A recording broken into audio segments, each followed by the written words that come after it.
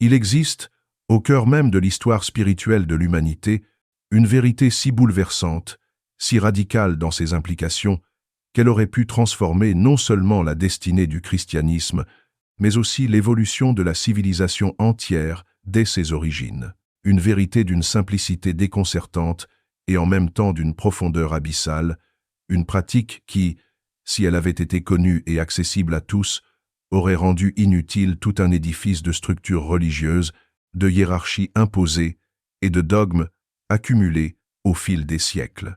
Car ce que nous appelons aujourd'hui religion n'était pas, au commencement, ce que le Christ avait réellement voulu transmettre. Là où les siècles suivants ont érigé des cathédrales, des institutions, des règles rigides et des rituels codifiés, lui avait montré à ses disciples une voie intérieure, directe, dépouillée de tout artifice, un chemin si simple que l'esprit rationnel peine à le concevoir, et si puissant qu'il menace immédiatement tous ceux qui détiennent une autorité extérieure sur les âmes. Imaginez ce que cela signifie. Une pratique spirituelle qui ne dépend ni d'un prêtre pour l'expliquer, ni d'un rituel pour la rendre efficace, ni d'un texte sacré pour la valider. Une pratique qui ne demande pas de médiateur entre l'être humain et le divin, parce que ce médiateur a toujours été déjà présent au plus profond de nous-mêmes. Ce n'est pas une croyance de plus, ni une doctrine parmi d'autres, mais une expérience intime, une technique spirituelle qui place chaque personne en relation directe avec la source de toute vie. Le Christ lui-même transmit cette pratique à ses disciples les plus proches, non pas dans les foules, ni dans les sermons publics, mais dans l'intimité des rencontres, dans le silence partagé, là où les mots n'étaient plus nécessaires. Il leur montra une manière de prier qui n'était pas faite de paroles répétées ni de formules apprises, mais d'une plongée directe dans l'espace intérieur où réside ce que lui appelait le Père. Cette transmission fut volontairement discrète, presque secrète, car elle ne pouvait être comprise que par ceux qui étaient prêts à aller au-delà des formes extérieures pour toucher la substance même de la vie spirituelle. Mais ce qui aurait pu libérer des générations entières fut au contraire progressivement étouffé, car une telle découverte représente une menace directe pour toute organisation qui cherche à se maintenir par le contrôle, par l'obligation de passer par ses prêtres, ses sacrements, ses cérémonies. Si chaque homme et chaque femme peut entrer dans le sanctuaire intérieur sans permission, sans hiérarchie, sans intermédiaire, alors l'institution qui prétend monopoliser le divin perd son pouvoir. Et c'est précisément pour cette raison que cette technique fut dissimulée, écartée des textes officiels, bannie de la mémoire collective pendant près de 15 siècles. Réfléchissez un instant à ce paradoxe. Le message le plus radical du Christ, la révélation la plus libératrice de son enseignement, a été effacée non parce qu'elle était insignifiante ou inefficace, mais parce qu'elle était trop efficace, trop directe, trop subversive pour être tolérée par une Église en train de se constituer en autorité mondiale. On a préféré bâtir des murailles de dogmes plutôt que de laisser les âmes goûter par elles-mêmes à cette liberté intérieure. On a préféré enseigner que le divin se trouve ailleurs, dans un ciel lointain ou dans les mains d'une hiérarchie ecclésiastique, plutôt que de révéler qu'il réside déjà au centre de chaque être humain.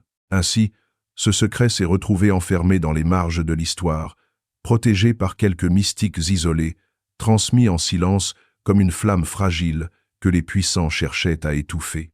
Et pourtant, malgré tous les efforts pour l'effacer, cette pratique n'a jamais totalement disparu. Elle s'est cachée dans les déserts, dans les montagnes, dans les monastères reculés, à l'abri des regards, préservée par ceux qui savaient qu'il n'existe pas de plus grande hérésie pour le pouvoir que de dire à l'homme « Tu n'as besoin de personne pour te relier à Dieu, car le royaume est déjà en toi ». Et c'est précisément ce secret que nous allons explorer ensemble dans cette vidéo. Mais avant d'aller plus loin, si tu veux soutenir cette recherche de vérité et faire en sorte que ce message caché touche d'autres chercheurs comme toi, pense à t'abonner et à liker la vidéo. C'est un petit geste, mais il aide à faire circuler cette lumière que certains ont voulu éteindre pendant des siècles. Pour comprendre comment cette pratique spirituelle fut effacée de l'histoire officielle du christianisme, il est nécessaire de revenir au IVe siècle, à une époque où l'Empire romain se transformait et cherchait à redéfinir son identité. C'est dans ce contexte qu'intervient l'une des décisions les plus déterminantes de l'histoire religieuse. La Convocation, par l'empereur Constantin du concile de Nicée en l'an 325 après Jésus-Christ. Officiellement, ce rassemblement avait pour objectif d'unifier la foi chrétienne, de clarifier des points théologiques qui divisaient les communautés et de donner à cette religion en pleine expansion une cohérence capable de soutenir un empire encore fragile. Mais derrière l'apparence solennelle des débats doctrinaux se cachait une lutte beaucoup plus profonde, un combat invisible pour déterminer quelle vision du christianisme serait autorisée à survivre et laquelle serait condamnée à disparaître. À cette époque, le christianisme n'était pas encore une structure unifiée. Il existait une multiplicité de courants, parfois très différents les uns des autres. Certains se concentraient sur la figure publique du Christ et sur les récits de ses miracles. D'autres développaient une approche plus symbolique et allégorique de ses paroles. D'autres encore, plus discrets, cultivaient une tradition intérieure fondée sur la prière silencieuse et la contemplation directe du divin. Ce dernier courant, que certains appelaient déjà la prière du cœur, n'était pas tourné vers les rituels visibles ni vers l'adhésion à une institution. Il consistait à entrer dans le silence intérieur et à découvrir, au-delà des mots, une communion immédiate avec la présence divine. Or, pour un empereur qui cherchait à stabiliser son empire par une religion unique et pour des évêques désireux de bâtir une autorité incontestable, un tel courant était une menace. Car comment imposer une hiérarchie à des croyants qui affirmaient que le sanctuaire véritable se trouve dans l'âme de chacun? Comment exiger l'obéissance à des dogmes extérieurs lorsque l'expérience intérieure révèle directement le divin? Une pratique qui libère rend inutile toute médiation institutionnelle et par conséquent met en danger l'autorité même de ceux qui prétendent la représenter. Ainsi, sous le vernis des débats théologiques, une véritable opération de sélection et d'élimination prit forme. Le concile de Nicée ne se limita pas à définir la nature du Christ ou à fixer une date commune pour Pâques. Il établit également une frontière invisible entre ceux qui seraient reconnus comme orthodoxes et ceux qui seraient rejetés comme hérétiques. Les écrits qui confirmaient l'autorité d'une Église hiérarchisée furent conservés et canonisés, tandis que ceux qui insistaient sur l'expérience intérieure, sur la liberté spirituelle ou sur l'accès direct à Dieu furent écartés, interdits, parfois détruits. C'est dans cette atmosphère que la tradition de la prière du cœur commença à être marginalisée. Transmise depuis les origines par certains disciples en dehors des circuits officiels, elle ne pouvait pas rivaliser avec la puissance d'un empire qui faisait de la foi chrétienne une affaire d'État. Les manuscrits qui décrivaient ou évoquaient de près ou de loin cette pratique disparurent peu à peu, soit volontairement détruits, soit simplement exclus des textes autorisés. Ce qui n'était pas écrit s'effaça dans le temps, et ce qui subsistait oralement ne put survivre que dans des cercles réduits, secrets, souvent persécutés. Et pourtant, malgré ses efforts pour l'anéantir, cette tradition ne s'éteignit pas totalement. Dans les marges de l'Empire, dans les monastères reculés des montagnes, dans les ermitages perdus du désert d'Égypte ou de Syrie, quelques moines courageux conservèrent la flamme. Ils se rassemblaient discrètement pour pratiquer ce qu'ils appelaient la prière du silence intérieur, une voie qui ne demandait ni chants liturgiques élaborés, ni édifices grandioses, mais seulement la capacité à se retirer dans son propre cœur pour y rencontrer Dieu. Pour eux, cette pratique n'était pas une rébellion contre l'Église officielle, mais une fidélité radicale à l'enseignement originel du Christ, une fidélité qui passait par la préservation du secret afin d'éviter la condamnation. Les persécutions, les destructions de manuscrits, le silence imposé par les autorités religieuses ne suffirent donc pas à effacer totalement cette sagesse. Ce qui survécut prit la forme de fragments.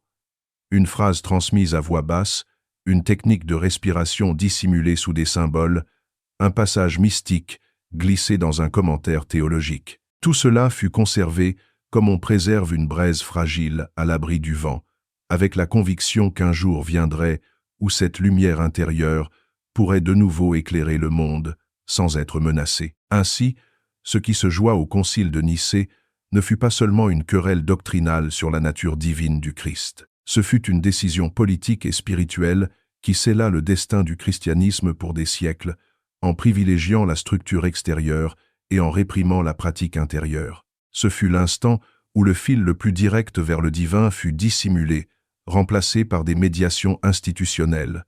Et pourtant, ce fil n'a jamais été complètement rompu, car dans le secret, des hommes et des femmes ont refusé d'oublier. Lorsque l'on se plonge dans les fragments de la tradition mystique qui ont traversé les siècles malgré les censures et les interdits, on découvre que cette pratique, loin d'être floue ou imprécise, repose en réalité sur une architecture spirituelle d'une cohérence étonnante. Ce n'est pas une vague invitation au recueillement, ni une simple exhortation morale, mais une discipline intérieure précise, exigeante, structurée autour de 3 dimensions fondamentales que les anciens maîtres appelaient la kénosis, la nepsis et la théose. Eckhart Tolle, en explorant ces traditions, en croisant les enseignements des mystiques chrétiens et ceux d'autres courants contemplatifs, a redonné vie à cette structure millénaire. Il ne s'agit pas d'une reconstruction arbitraire ou d'une invention moderne, mais d'une redécouverte, celle d'un chemin initiatique qui invite chacun à descendre dans les profondeurs de sa propre conscience pour y rencontrer une réalité qui transcende toute définition. La première dimension est celle que les anciens appelaient la kénosie, un mot grec qui signifie se vider, se dépouiller. Elle désigne le processus par lequel l'homme renonce, ne serait-ce qu'un instant, à l'agitation de son mental, à la tyrannie des pensées incessantes qui remplissent chaque seconde de son existence. Pratiquer la kénosis, ce n'est pas entrer dans un sommeil ou dans un état d'inertie, mais au contraire, s'ouvrir à une lucidité plus vaste, à un silence intérieur où toutes les distractions se dissipent comme des vagues qui se brisent et s'apaisent sur le rivage. Ce vide intérieur n'est pas un néant, mais un espace fertile, un silence habité. C'est dans cette vacuité que se révèle une présence subtile, douce, mais irrésistible, qui transforme radicalement notre relation au sacré. En cessant de remplir chaque instant de nos préoccupations, nous découvrons une dimension qui n'a jamais été absente, mais qui était recouverte par le tumulte incessant du mental. Cette étape demande une discipline patiente, apprendre à observer ses pensées, à ne pas s'y accrocher, à laisser passer sans s'identifier. Peu à peu, la conscience se dégage, le cœur s'ouvre, et l'être humain commence à pressentir une source intérieure qui ne dépend ni des circonstances, ni du monde extérieur. La kénosis, c'est le dépouillement volontaire, le geste d'abandon qui prépare le terrain. Sans ce silence, aucune autre dimension de la pratique n'est possible, mais dès que ce silence s'installe, même fugitivement, une porte s'ouvre vers une perception nouvelle. La seconde dimension est la nepsis, que l'on peut traduire par vigilance, sobriété, garde du cœur. Là où la kénosis introduit au silence, la nepsis invite à demeurer dans cet état en développant une attention fine, constante, éveillée. Car il ne suffit pas de se vider momentanément pour rencontrer le divin. Il faut aussi apprendre à veiller, à observer sans relâche le flux des pensées, des images qui cherchent à reprendre possession de notre esprit. La nepsis est une attitude intérieure, une manière de se tenir présent, lucide, sans jugement et sans fuite. Elle permet de découvrir que nous ne sommes pas nos pensées, que nous ne sommes pas nos émotions, mais la conscience même qui les observe. Dans ce retournement radical, l'homme réalise que son identité véritable ne réside pas dans ses histoires, ses conditionnements ou ses peurs, mais dans cette lumière silencieuse qui regarde à travers lui. C'est cette prise de conscience qui conduit à l'expérience bouleversante d'un royaume déjà présent en nous, un royaume qui ne se conquiert pas par l'effort extérieur, mais qui se révèle dans la vigilance. Les maîtres spirituels insistaient sur le caractère essentiel de cette garde intérieure. Sans elle, le silence de la kénosis est rapidement envahi à nouveau par les illusions du mental. Avec elle, l'être humain apprend à marcher dans le monde tout en demeurant enraciné dans sa propre source. C'est une discipline quotidienne, une attention continue qui transforme chaque instant en occasion de retour à soi, de retour à Dieu.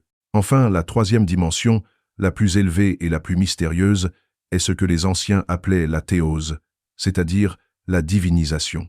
Ici, il ne s'agit plus seulement de silence, ni de vigilance, mais de la conséquence ultime de ces deux pratiques réunies, la reconnaissance intime que notre nature profonde est de la même essence que le divin. Attention, la théose ne signifie pas que l'homme devient Dieu dans le sens d'un pouvoir absolu ou d'une identité séparée qui rivalise avec le Créateur. Elle signifie que l'homme cesse de se percevoir comme une entité isolée, séparée, coupée de la source, et qu'il se reconnaît comme une vague inséparable de l'océan infini. Ce n'est pas un orgueil spirituel, mais une humilité radicale, l'abandon de l'illusion de la séparation. Dans cette expérience, l'individu réalise qu'il n'a jamais été autre chose que cette conscience unifiée et que toutes ses luttes venaient de l'oubli de cette vérité. La théose est l'accomplissement de la promesse du Christ. Moi et le Père, nous sommes un, non pas comme une proclamation extérieure ou une formule dogmatique, mais comme une expérience vécue, indéniable, qui dépasse toute croyance. C'est une transformation qui change la manière de voir le monde, la manière de se voir soi-même, et qui infuse la vie entière d'une lumière nouvelle. Ces trois dimensions ne sont pas des étapes séparées, mais des aspects d'une même pratique vivante. La kénosis prépare le terrain en créant le silence, la nepsis entretient et approfondit ce silence par une vigilance continue, et la théose en est le fruit, la révélation ultime.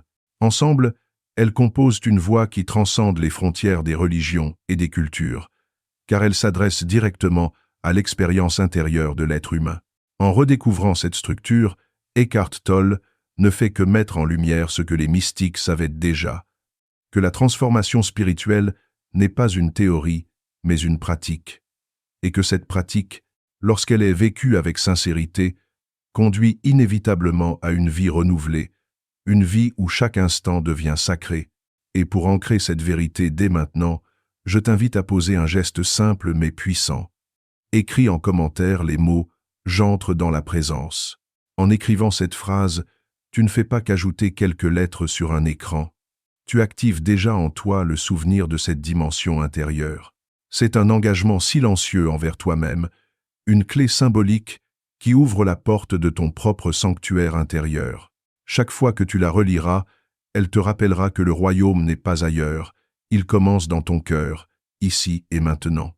Ce que les mystiques du désert avaient compris, et ce que les siècles d'oubli n'ont jamais totalement réussi à effacer, c'est que cette pratique n'était pas conçue comme une activité ponctuelle, limitée à quelques moments de méditation ou à quelques instants de silence retirés du monde.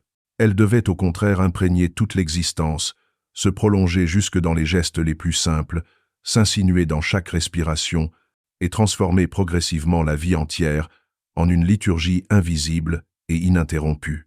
Il savait que le véritable chemin ne consistait pas seulement à fermer les yeux dans une grotte ou une cellule monastique pour entrer dans le silence intérieur, mais à apprendre à demeurer relié à cette présence même au milieu des occupations quotidiennes, dans la fatigue du corps, dans les rencontres avec les autres, dans la banalité de l'existence terrestre. C'est cette intégration totale qui donna naissance à ce qu'ils appelaient la prière incessante, une manière d'habiter le monde tout en restant constamment en dialogue silencieux avec le divin.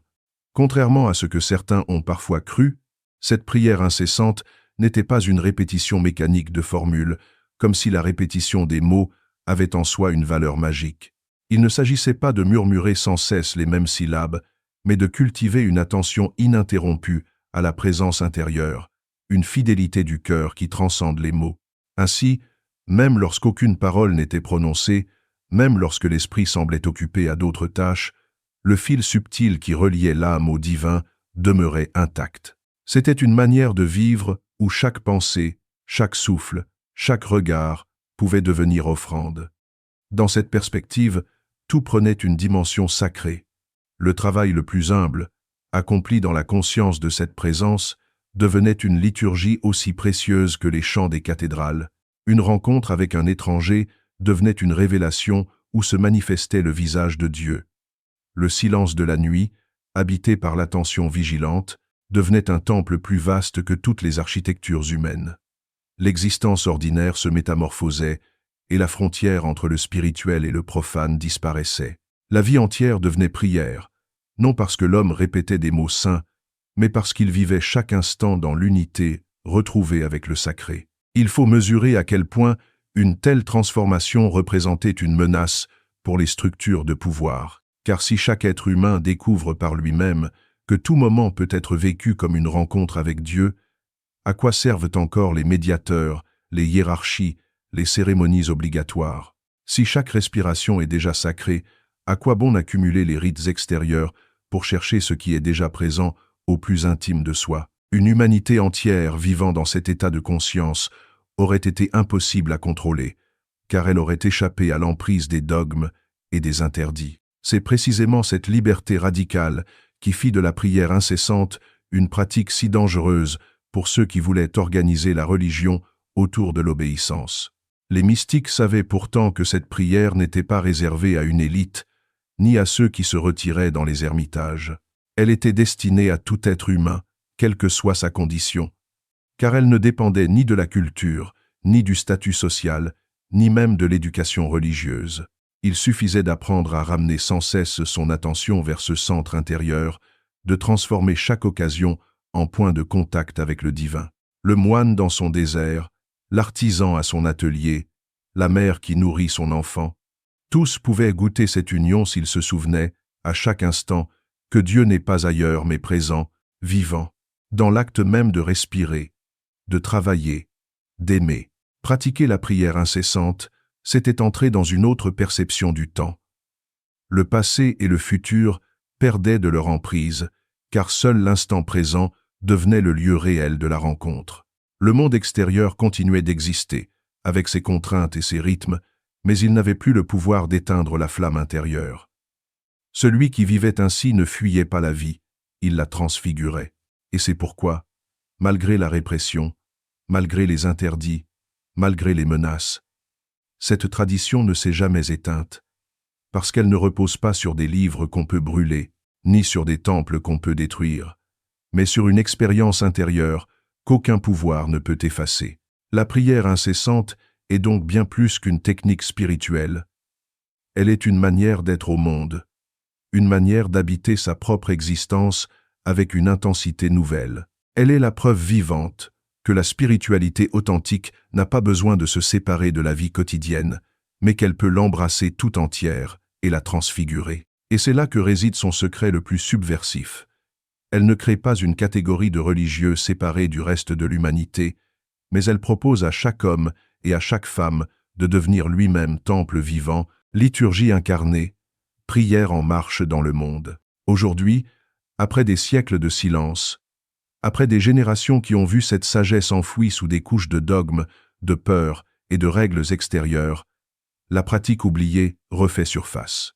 Elle ne revient pas comme une relique poussiéreuse destinée à quelques chercheurs isolés, mais comme une invitation pressante adressée à chacun de nous, dans un monde qui traverse une crise spirituelle sans précédent.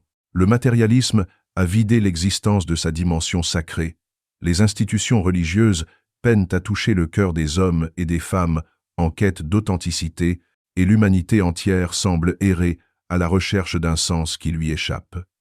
C'est dans ce contexte que le message caché, l'enseignement secret du Christ, ressurgit comme une source d'eau vive au milieu du désert.